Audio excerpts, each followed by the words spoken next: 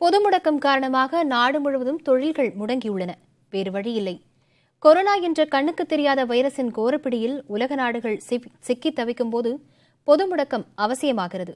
ஆனால் அதன் எதிரொலியாக பல கோடி பேர் வறுமையின் பிடிக்குள் தள்ளப்பட்டுக் கொண்டிருக்கிறார்கள். அவர்களின் நிலை நாளுக்கு நாள் மோசமடைந்து வரும் சூழலை பதிவு செய்கிறது புதிய தலைமுறை.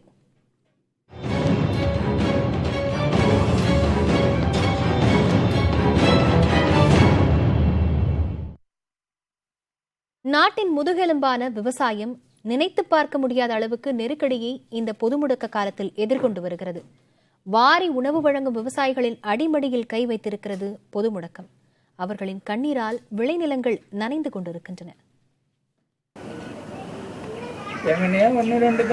எல்லா வேலையும் அடைஞ்சிருச்சு. கடனை வாங்கி எல்லாம் போட்டு பிள்ளைங்களுக்காக வச்சிருந்து எல்லாம் போயிடுச்சு.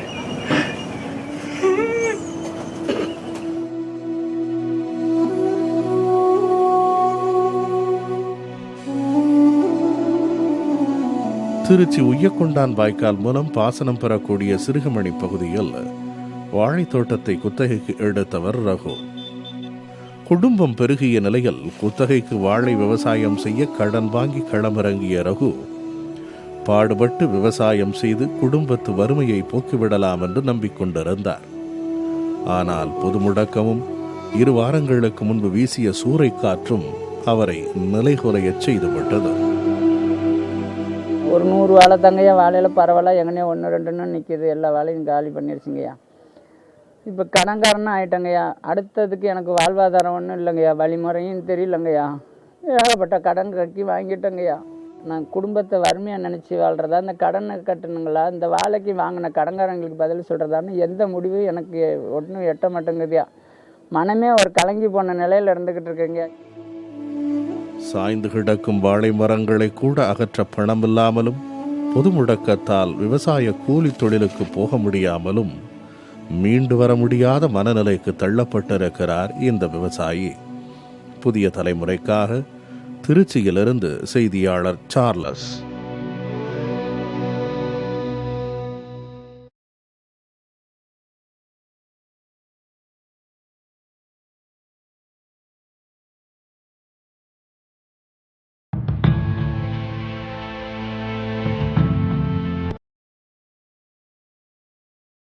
தஞ்சை மாவட்டம் அம்மாபேட்டை அருகே கோவிலூர் வள்ளிநகரில் உள்ள இந்த குடிசை வீடுதான் தாமோதரன் நதியா தம்பதியின் இருப்பிடம். பட்ட மேற்படிப்பு படித்தவராக இருந்தாலும் தாமோதரனுக்கு விவசாய கூலி தொழில்தான் சோறு போட்டுக் கொண்டிருந்தது.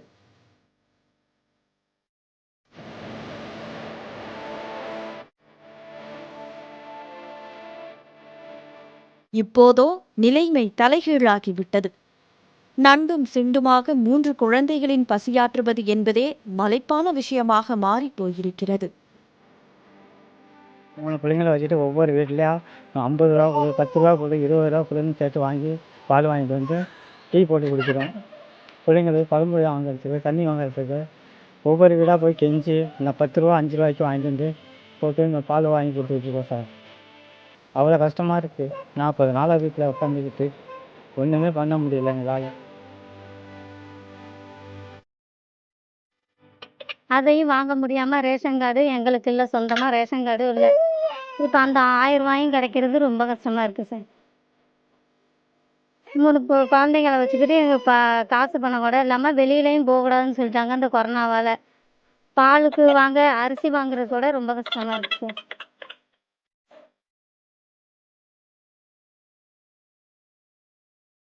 நூறு நாள் வேலை கிடைக்காததால் உள்ளூரிலும் வேலை இல்லாமல் வெளியூருக்கும் சென்று பிழைக்க முடியாமல் அக்கம் பக்கம் கையேந்தும் நிலையில் இருப்பது மனவேதனையை தருவதாக கூறுகிறார்கள்.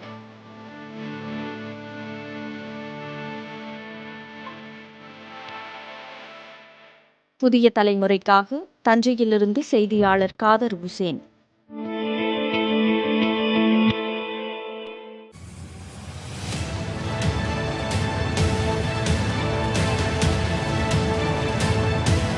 விவசாயம் பிரதானமாக உள்ள கடலூர் மாவட்டத்தில் அதிக அளவு நெல்லும் கரும்பும் விளைவிக்கப்படும். இம்மாவட்டத்தில் 30,000 ஏக்கர் பரப்பில் கரும்பு பயிர் செய்யப்படுகிறது. அரசு நிர்ணயிக்கும் விலையை தனியார் சர்க்கரை ஆலைகள் தருவது இல்லை. கூலி உயர்வு, உரவிலை உயர்வு என பல தடைகளுக்கு மத்தியில் பயிர் செய்யும் விவசாயிகள் ஆள் பற்றாக்குறை, பொது முடக்கம் போன்ற காரணங்களால் கரும்புகளை வெட்ட முடியாமல் இருந்தனர். இந்நிலையில் முடங்கி கிடந்த சர்க்கரை ஆலைகள் இயங்க அனுமதி அளிக்கப்பட்டுள்ளதால் 12 மாதத்தில் வெட்ட வேண்டிய கரும்புகளை 16-18 மாதங்கள் கழித்து இப்போது வெட்டுகிறார்கள் செல்லஞ்சேரி கரும்பு விவசாயிகள். 12 மாதத்தில் வெட்ட வேண்டிய கரும்பு 16 மாதம் ஆகி போச்சு. கரும்பு கட்டையாக போச்சு, ஆள் கிடைக்க மாட்டாங்க, கூலி ஏறி போச்சு. இந்த மாதிரி இந்த ஆளை சரியாக ஓடாததுனால இந்த மாதிரி எங்களுக்கு பாதிப்பாகி போச்சு. இப்போ ஆளும் கிடைக்க மாட்டுறாங்க. நாங்கள் என்ன செய்யறது? விவசாயத்தில் இவ்வளோ செலவு பண்ணிவிட்டு ஏக்கருக்கு 75 டன்னு வெட்ட வேண்டிய கரும்பு 50 டன்னு 30 டன் தான் வெட்டுது. அந்த மாதிரி தான் நாங்கள் விவசாயம் என்ன எப்படி பண்ணுறது? ஏற்கனவே கரும்பு விவசாயம் பல சிக்கல்களை சந்தித்து வரும் நிலையில் இந்த ஆண்டு தமிழ்நாடு முழுவதும் 90 லட்சம் டன் கூட அரவைக்கு வருமா என்பது சந்தேகமே என்கிறார்கள் கரும்பு விவசாயிகள். புதிய தலைமுறைக்காக கடலூரில் இருந்து ஒளிப்பதிவாளர் பாலாவுடன் செய்தியாளர் ஸ்ரீதர்.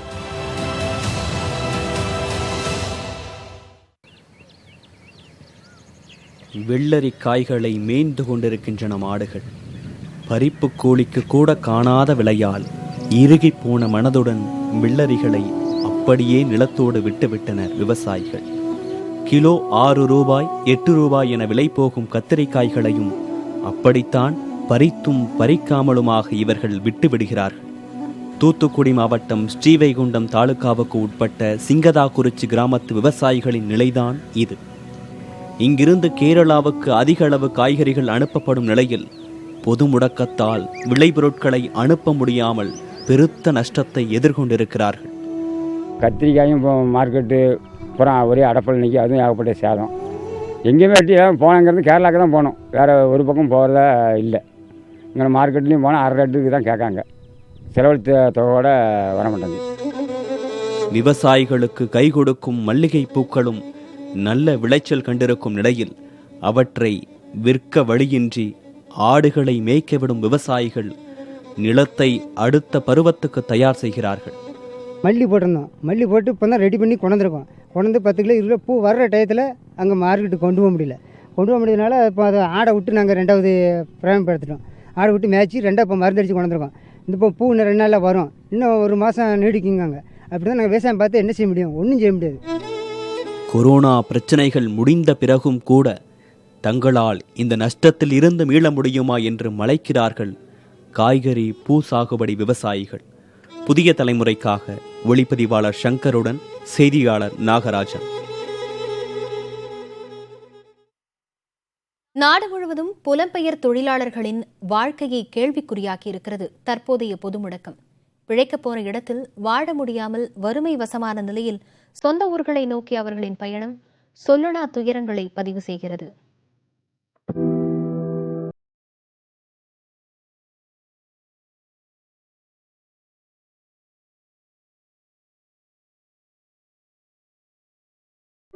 சொந்த ஊரை விட்டு வந்து சுய தொழில் தொடங்கி பிழைப்பை ஓட்டிக் கொண்டிருந்த புலம்பெயர் தொழிலாளியின் குடும்பத்தில் வறுமையை விதைத்திருக்கிறது இந்த பொது முடக்கம். புதுக்கோட்டை மாவட்டம் ஆலங்குடியில் உள்ள கலிஃபுல்லா நகரில் வசித்து வரும் சந்திரன் மீனாட்சி தம்பதியின் வாழ்க்கை இன்றைக்கு வறுமையோடு நகர்கிறது. ஊர் ஊராகச் சென்று கட்டில் விற்று அதன் மூலம் கிடைக்கும் சொற்ப வருவாயில் குடும்பத்தை நடத்தியவர்கள் இன்றைக்கு அன்றாட உணவுக்கே திண்டாடும் நிலை ஏற்பட்டிருக்கிறது. ஒரு வேளை தான் சாப்பாடு, ஒரு வேளை கஞ்சி கிடைச்சா அதே பெரிய காரியம். ஒரு வேளை சாப்பிட்டோம்னா இப்போ சாப்பிட்டோம்னா கொஞ்சம் தான். இப்போ ஊற்றின கஞ்சி தான் 2 பேரும். இப்போ இப்போ இந்த இதில் ஊற்றுனாங்கல்ல, இப்போ நான் குடிச்சிட்டு மிச்சம் வச்சுட்டு அந்த அவள் குடிப்பா, முடிஞ்சு போச்சு. அப்புறம் சாயந்தரம் ஏதோ ஒரு 1/2 கிலோ போட்டோம்னாக்க நைட்டு சாப்பிட்டு காலையில் இவ்வளோதான். இப்படி தாங்க ஓடிக்கிட்டு இருக்கு கதை. சிவகங்கை மாவட்டம் சிங்கம்புணரி கிராமத்தில் வசித்து வந்த சந்திரன் குடும்பச் சூழல் கருதி இந்த ஊரில் குடியேறினார். பொது முடக்கத்தால் 2 நாள்களுக்கு மேலாக உணவில்லாமல் தவித்த இந்த முதியவர்களுக்கு அருகில் வசிப்பவர்கள் அரிசியை வழங்கியிருக்கின்றனர். அதை கொண்டு அன்றாடம் கஞ்சி காய்ச்சி குடித்து வருகிறது இந்த குடும்பம். பொழைக்கிறதுக்கு இப்படி ஊர் ஊராக போய் இப்போ இங்கே வந்து இருக்கிறோம். ஏதோ அன்னாடு பொழப்பு போடும், ஓடிக்கிட்டு இருந்தது இப்போ ஓடலை. சுலாமிக்கு வெளியே போக முடியல, செய்ய முடியல. இப்போ இருக்கிறதே ஏதோ காடி கஞ்சியை குடிச்சிக்கிட்டு வீட்டுக்குள்ளே கிடக்குறோம். சும்மா வீட்டுக்குள்ளே இருக்க முடியாமல் இப்போ 2 நாள் தான் பொழப்புக்கு போகிறாரு. இப்போ காலையில் சாப்பிட்டா மத்தியானம் கிடையாது, நைட்டு கிடைச்சாலும் கிடைக்கும், கிடைக்காட்டியும் இல்லை. அதை வச்சு அட்ஜஸ்ட் பண்ணிக்க வேண்டியது. குருணை தான் வாங்கி சாப்பிட்றோம்.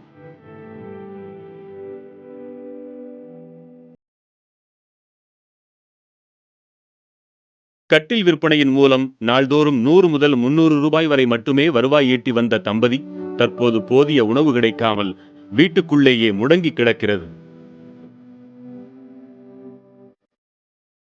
புதிய தலைமுறைக்காக புதுக்கோட்டையில் இருந்து செய்தியாளர் சுப முத்து பழம்பதி.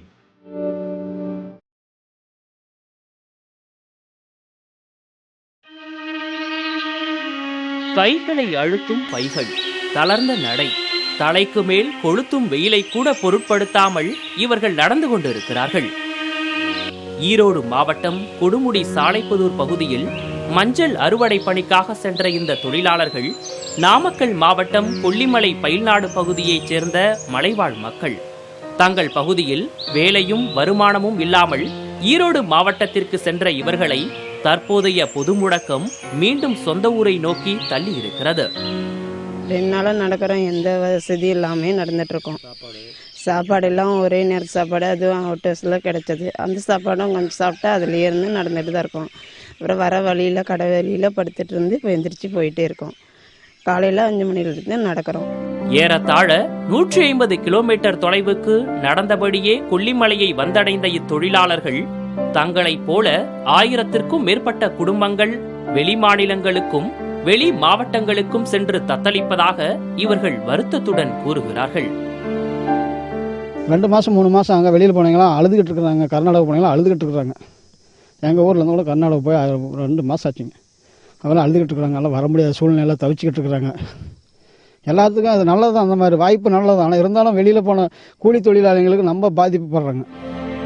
இவர்களைப் போலவே மஞ்சள் அறுவடை பணிக்காக கள்ளக்குறிச்சி மாவட்டம் திருக்கோவிலூரைச் சேர்ந்த 15 தொழிலாளர்கள் ஈரோடு மாவட்டம் கொடுமுடி அருகே வேலை பார்த்து வந்தனர். பொது முடக்கத்தால் வேலையும் வருமானமும் இன்றி தவித்த இவர்கள் ஆதரவற்ற நிலையில் பெட்டி படுக்கையுடன் திருக்கோவிலூரை நோக்கி அவர்களது கால்கள் நடைபோடத் தொடங்கியது. அதிலும் மாற்றுத்திறனாளி தாயை தோளில் வைத்து சுமார் 50 கிலோமீட்டர் தூரம் வரை சுமந்து சென்றுள்ளார் ஒரு தொழிலாளி.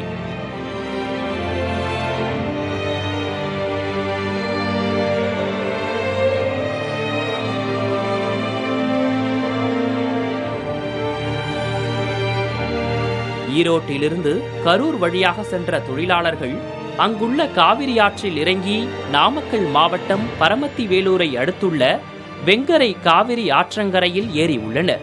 இது குறித்து தகவல் அறிந்த வருவாய்த்துறையினர் பொத்தனூர் அருகே அவர்களது நடைபயணத்திற்கு முற்றுப்புள்ளி வைத்தனர். இந்நிலையில் நாமக்கல் மாவட்டத்திலிருந்து புலம்பெயர்ந்து சென்ற தொழிலாளர்கள் நிலை பற்றி தொழிலாளர் நலத்துறை அதிகாரிகளிடம் கேட்டபோது புலம்பெயர் தொழிலாளர்களுக்கு எந்த பிரச்சனையும் இல்லை என்று தெரிவித்தனர். ஆனால் கள நிலவரமோ எண்ணற்ற தொழிலாளர்களை வெளி மாவட்டங்களில் தவிக்க வைத்துக் கொண்டிருப்பதாக கூறுகிறார்கள் கொல்லிமலை மக்கள். புதிய தலைமுறைக்காக பரமத்தி வேலூரில் இருந்து செந்தில்குமரன், நாமக்கலில் இருந்து துரைசாமி.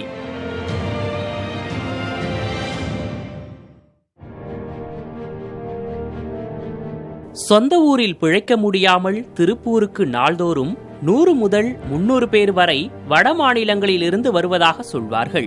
அத்தனை பேருக்கும் வாழ்வளித்துக் கொண்டிருப்பது திருப்பூர். ஆனால் கொரோனாவால் நீண்டு கொண்டிருக்கும் பொது முடக்கம் வடமாநில தொழிலாளர்களை இருக்கவும் முடியாமல் புறப்படவும் முடியாமல் செய்து கொண்டிருக்கிறது. திருப்பூர் பாரதி நகர் பகுதியில் 10க்கு 10 அடி அறைக்குள் வாழும் சதாம் அன்சாரி என்ற தொழிலாளி போலத்தான் பெரும்பாலான தொழிலாளர் குடும்பங்களின் நிலையும் இருக்கிறது.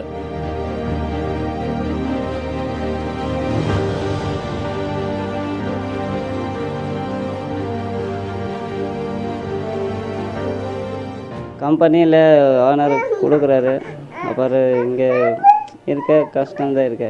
காசு வேலை செல்லுன்னா கஷ்டம் ஜாஸ்தி. வண்டி இருக்குன்னா ஊருக்கு போகலாமா பார்த்தானா ஊருக்கு போக முடியாது. ஏன் ஸ்டார்டிங்கில் ஊருக்கு போகல? ஃபர்ஸ்ட்டு சொன்னதானே ஊருக்கு போக முடியும். அப்படியே வேலை அர்ஜென்ட்டில் சொல்லியாச்சு போக முடியாது. வர முன்னாடியே சொன்னான்னா ஊருக்கு போகலாமா அப்படி பார்த்தோன்னா போயிடலாம். நேற்றுக்கு சொன்னால் இன்றைக்கி எப்படி லாக்டவுன் பண்ணியாச்சுன்னு போக முடியலையா. வேலை செஞ்சுக்கிட்டு எல்லா பேர் சாப்பிட்டுட்டே இருக்கேன்.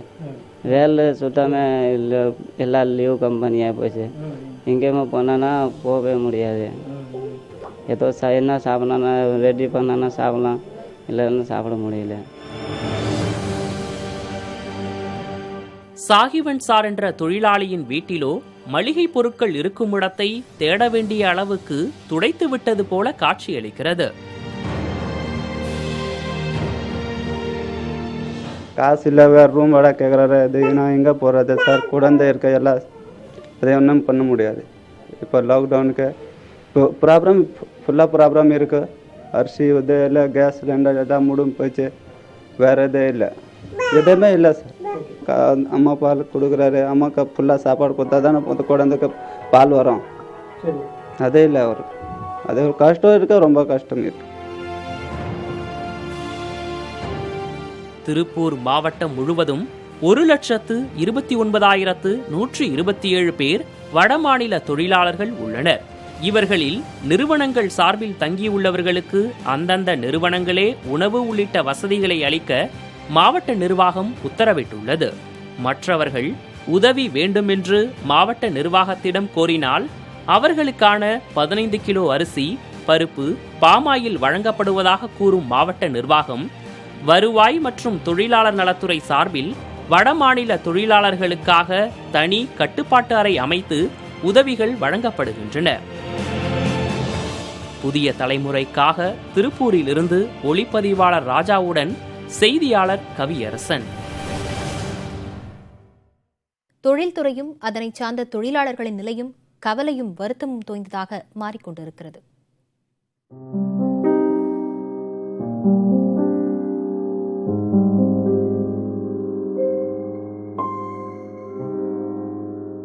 மத்திய அரசின் பொதுத்துறை நிறுவனங்களில் ஒன்றான பெல் நிறுவனத்தின் ஆர்டர்களை பெற்று திருச்சி மாவட்டத்தில் 450 சிறு குறு தொழில் நிறுவனங்கள் இயங்கி வருகின்றன.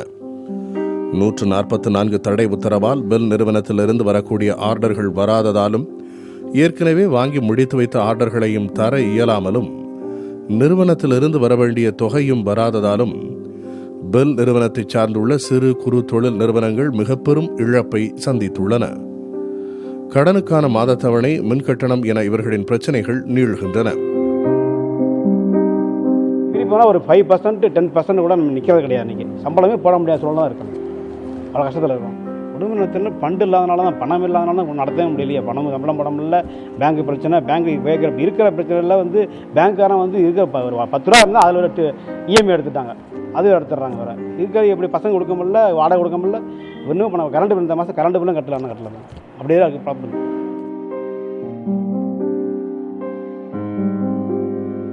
எங்களால் ஜாப்பு டிஸ்பேச் பண்ண முடியல. அதனால் எந்த விதமான எங்களுக்கு இன்றைக்கி ரொட்டேஷன் எதுவுமே பண்ண முடியாத லெவலில் இருக்குது. பேங்க்கில் பொறுத்தவரை இன்றைக்கி எங்களுக்கு ஒரு 5 மாதத்துக்கு வட்டி தள்ளுபடி பண்ணி கொடுத்தாங்கன்னா நல்லாயிருக்கும். ரெண்டாவது, எங்கள் தொழிலாளர்களுக்கு நாங்கள் சம்பளம் போடுறதுக்கு எதுவுமே முடியல. எந்த விதமான ஆக்டிவிட்டீஸுமே எங்களால் பண்ண முடியல. ஈவன் ஒரு ஸ்கிராப்பு போடலான்னாலும் ஸ்கிராப்பும் போட முடியல, யாரும் எடுக்க மாட்டாங்க, போட முடியல. அதனால் ரொம்ப சமைச்சு போயிருக்கோம் நாங்கள்.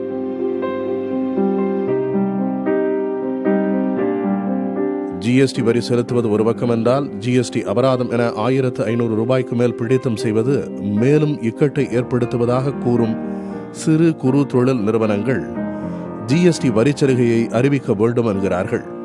புதிய தலைமுறைக்காக திருச்சியிலிருந்து ஒளிப்பதிவாளர் சசிகுமாருடன் செய்தியாளர் பிருந்தா.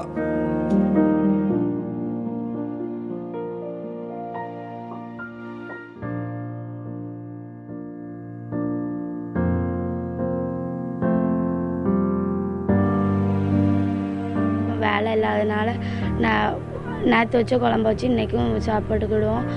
நான் இது காப்பி குடிக்கணும்னு ஆசை, ஆனால் அம்மா கடுங்காப்பி தான் போட்டு தர்றோம். பால் காப்பி குடிக்கணும்னு ஆசையாக இருக்குது. பீடி தொழிலாளி தவசியின் மகள் சுடலியின் அதிகபட்ச ஆசையே பால் சேர்த்து காஃபி குடிக்க வேண்டும் என்பதுதான். அதற்கு கூட இப்போது வழியின்றி இருப்பதுதான் துயரம்.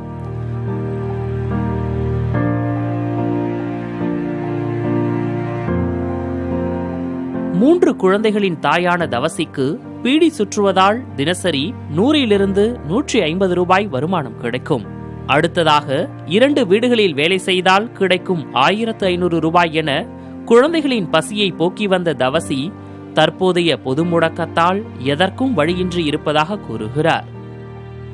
1.5 மாதம் ஆகுது, வீட்டு வாடகையும் கொடுக்கல, பிள்ளைகளுக்கும் கடன் வாங்கி தான் சாமான் வாங்கி சாப்பாடு வைப்பேன். இங்கே ஒரு நாள் குழம்பு வச்சு குழம்பு வைக்காமல் எப்படியோ பேத்திட்டு இருக்கு. பால் ஒரு நேரம் வாங்கிக்கிடுவேன், கடன் பக்கத்து கடையில் வாங்கிக்கிடுவேன், மளிகை கடையில் ஜாமான் கடன் வாங்கிக்கிடுவேன். அதே கடன் வாங்கி தான் எப்படியாவது கழிக்கணும்ல, அப்படியே கழிச்சிட்டு இருக்கேன்.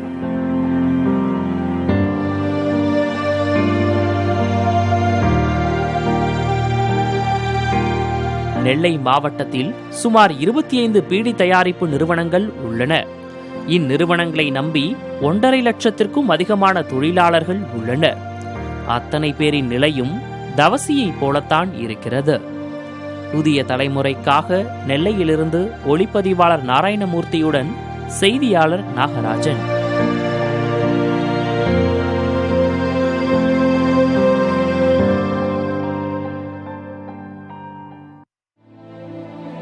கடலூர் மாவட்டம் விருத்தாச்சலம் செராமிக் தொழிற்பேட்டையை சுற்றியுள்ள 2000த்திற்கும் மேற்பட்ட குடும்பங்கள் செராமிக் பொம்மைகள், அகல் விளக்கு, மின்சாதனங்களுக்கான பீங்கான் பொருட்கள் என 100க்கும் மேற்பட்ட பொருட்களை தயாரிக்கின்றன.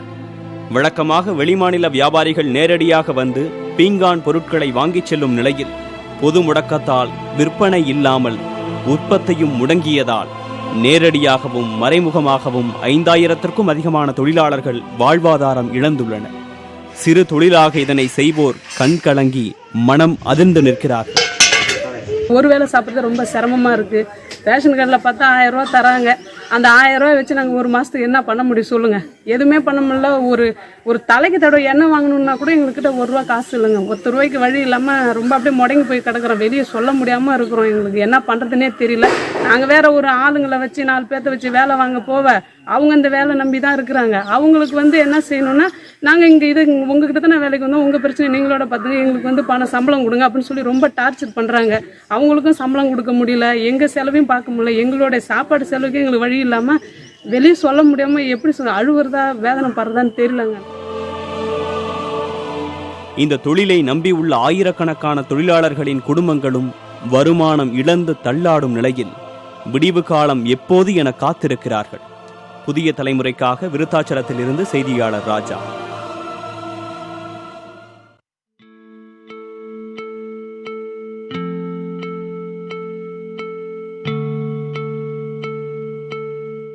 பிள்ளைகளை வச்சுக்கிட்டு நான் சாப்பாடு கூட ரொம்ப கஷ்டப்பட்டு இருக்கேன். எங்கள் வீட்டுக்காருக்கும் கொஞ்சம் உடம்பு நல்லா சரியில்லைனால அவரும் வேலைக்கு போக முடியாது. அதனால நான் பிள்ளைகளை வச்சுட்டு ரொம்ப கஷ்டமா இருக்கு சார். நீங்கள் கொடுத்த 1000 ரூபாயும் கொடுத்த அரிசி பருப்பு 2 நாளைக்கு கூட பார்த்தலைங்க சார். பிள்ளைகளை வச்சுக்கிட்டு அடுத்த வீட்டுலாம் பழம் பகையெல்லாம் வாங்கி சாப்பிட்றாங்க. என் பிள்ளைய அதை வேடிக்கை பார்க்குறப்ப என் மனசு வேதனையா இருக்கு.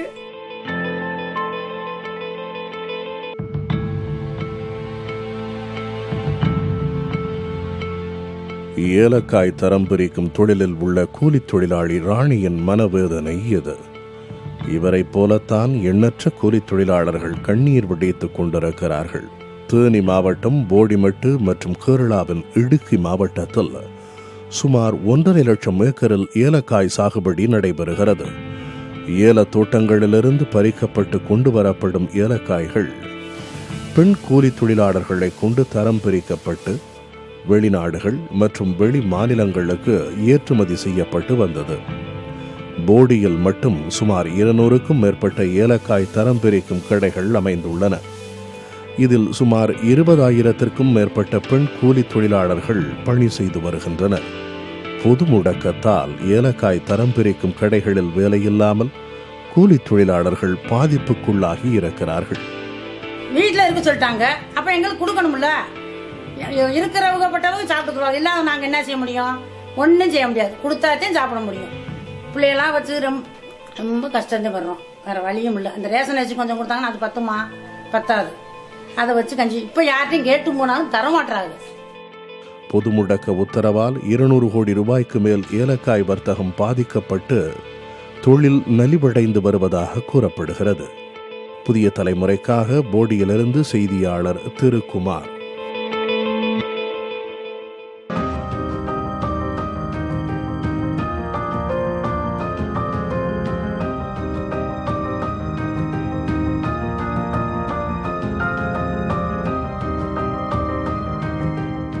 சென்னை அம்பத்தூர் தொழிற்பேட்டையில் கார் மற்றும் இருசக்கர வாகனங்களுக்கு உதிரி பாகங்களை தயாரிக்கும் ஒரு சிறிய நிறுவனம் ஒன்றை நடத்தி வருகிறார் குருமூர்த்தி. கடன் வாங்கி 50 லட்சம் ரூபாய் முதலீட்டில் ஆரம்பிக்கப்பட்ட நிறுவனம் இது. பொது முடக்கம் நீடித்து வரும் நிலையில் மாதம் 35,000 ரூபாய் வாடகை, கடனுக்கு செலுத்த வேண்டிய மாத தவணை, 1.5 மாதமாக பராமரித்து வரும் வடமாநில தொழிலாளர்கள் என அடுக்கடுக்காக செலவுகள் மட்டுமே இவர் முன் நிற்கின்றன. மாதம் வந்து பார்த்தீங்கன்னா எனக்கு ஒரு 1,10,000 கிட்ட இஎம்ஐயே இருக்குது சார். இந்த பாதிப்புனால என்னால் வாடகை கட்ட முடியல. ஒரு 2 மாதமாக இஎம்ஐ கட்ட முடியல. வீட்டு வாடகை அதனால் பர்டனாக நிற்குது. ஒரு 8 எம்ப்ளாயி எல்லாம் நார்த் இந்தியன்ஸ், அவங்களுக்குலாம் வந்து ரூமு சாப்பாடு எல்லாம் நாங்கள் தான் ப்ரொவைட் பண்ணி பார்த்துக்கிட்டு இருக்கோம். சிறு குறு தொழில்களை மீட்க அரசு சிறப்பு திட்டங்களை அறிவித்தால் மட்டுமே தங்களால் இந்த பாதிப்பிலிருந்து ஓரளவாவது மீண்டு வர முடியும் என்கிறார் குருமூர்த்தி. அம்பத்தூர் தொழிற்பேட்டையில் 25,000த்திற்கும் அதிகமான சிறு குறு தொழில் நிறுவனங்கள் உள்ளன. அனைத்து விதமான தொழில் நிறுவனங்கள் இயங்கி வரும் இந்த தொழிற்பேட்டையில் 2 முதல் 3 லட்சம் வரையிலான தொழிலாளர்கள் பணிபுரிகிறார்கள். பொது முடக்க நேரத்தில் தொழில் உரிமையாளர்களின் நிலையே இப்படி இருக்கும் சூழலில் இதனை நம்பியுள்ள தொழிலாளர்களின் நிலையும் பரிதாபகரமானதாகவே இருக்கிறது. புதிய தலைமுறைக்காக ஒளிப்பதிவாளர் முரளியுடன் செய்தியாளர் ரமேஷ்.